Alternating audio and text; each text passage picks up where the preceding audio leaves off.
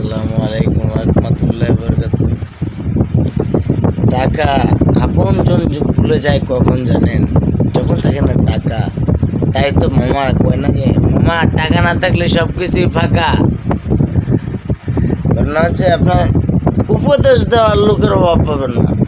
এই জ্ঞান দেওয়ার জন্য আপনার 2-4-500 লোক থাকবে, কিন্তু আপনাকে বলবে না এই যে 50,000 টাকা দিলাম, 1 লাখ টাকা দিলাম, একটা ব্যবসা বাণিজ্য করল। তাহলে উপদেশটা দিলে কাজে লাগতো। খামাখা নিজের খায়া পরের মহিষ তাড়ানির মতো বলার ভাষা নেই।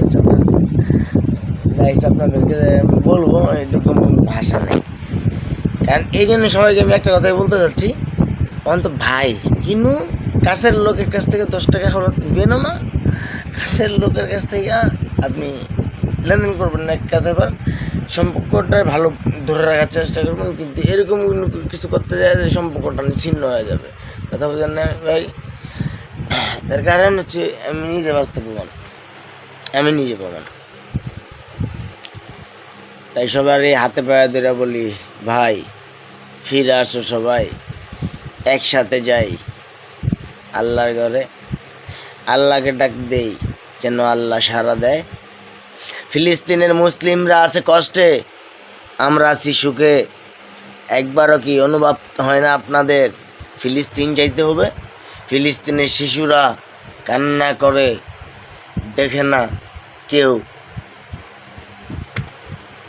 ইগনোর করে।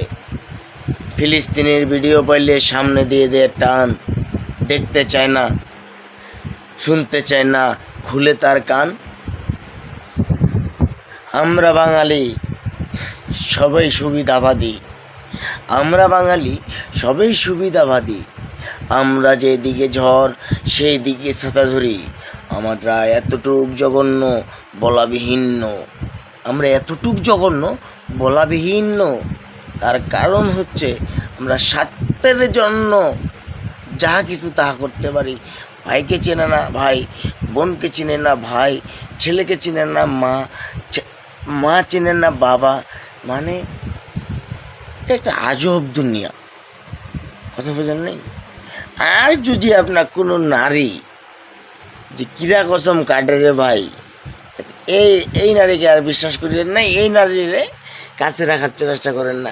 যে চলে যাবার সে চলে যাক, ওকে ধরে রাখার দরকার নেই। কথা বোঝেন না ভাই? যে যাওয়ার সে তো যাবেই, আর যে থাকার সে তো থাকবেই। তাই তো বলছেন